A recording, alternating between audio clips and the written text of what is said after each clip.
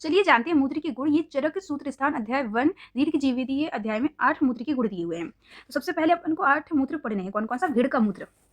भेड़ का मूत्र का रस कैसा होता है? तो भेड़ का मूत्र तिक्त होता है। सबसे पहले रस जानते हैं। बकरी का मूत्र है तो बकरी का मूत्र कैसा होता है?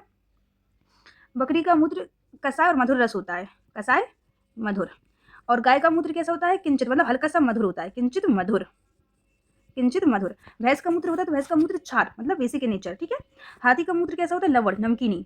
फिर ऊंट का, हाथी का मूत्र हो गया, ऊंट का मूत्र हो गया तो ऊंट का मूत्र भी तिक्त होता है। और घोड़े का मूत्र कैसा होता है? तिक्त कटु। तिक्त और कटु दो रस प्रधान होता है। और गधे का मूत्र का रस नहीं बताया। अब भेड़ के मूत्र का अगर गुण बोला जाए तो कौन कौन से इसके गुण बताए मिली? भेड़ के मूत्र में स्निग्ध बताया है और पित्त अवरोधी होता है। पित्त अवरोधी का मतलब पित्त को बढ़ाने वाला होता है। तो अगर पूछा जाए पित्त को बढ़ाने वाला कौन सा मूत्र होता है तो भेड़ का मूत्र पित्त को बढ़ाने वाला होता है। बकरी का मूत्र है, बकरी के मूत्र को पथ्य बोला गया तो पथ्य मूत्र किसका होता है? बकरी का मूत्र होता है। फिर ठीक है। और फिर इसके बाद गाय के मूत्र में कोई ऐसा गुण नहीं बताया है और भैंस के मूत्र में भी इस तरह से कुछ नहीं बताया है, इसमें भी नहीं है। ऊंट का मूत्र में भी ऐसा कुछ नहीं बताया है। घोड़े के मूत्र में भी नहीं बताया और गधे के मूत्र में भी ऐसा कुछ गुण नहीं बताया है। ठीक है। अब इसके बाद ये बताऊँ जिसका स्निग्ध पित्त अवरोधी होता है, बकरी के मूत्र को पथ्य बोला गया है। अब इसके बाद भेड़ के मूत्र है तो भेड़ के मूत्र से रोग का कुछ नहीं कहा गया। बकरी का मूत्र है तो बकरी का मूत्र अगर लेंगे तो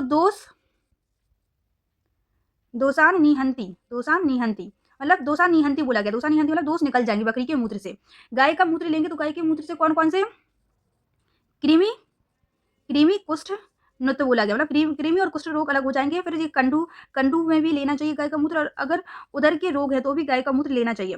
भैंस का मूत्र किस किस में लेना चाहिए? भैंस का मूत्र अगर सोफ है, अर्श है और उदर रोग है, सोफ अर्श और उदर रोग में भैंस का मूत्र सही होता है।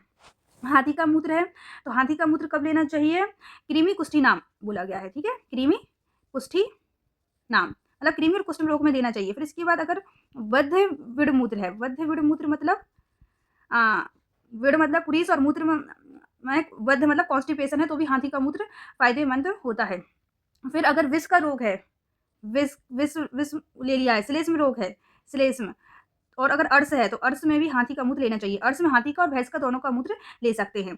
ऊंट का मूत्र अगर श्वास संबंधी बीमारी है, श्वास है, कास है और अर्श रोग है, अर्श रोग में ऊंट का मूत्र, तो अर्श रोग में ऊंट का मूत्र भी ले सकते हैं, हाथी का मूत्र भी ले सकते हैं और भैंस का मूत्र भी ले सकते हैं।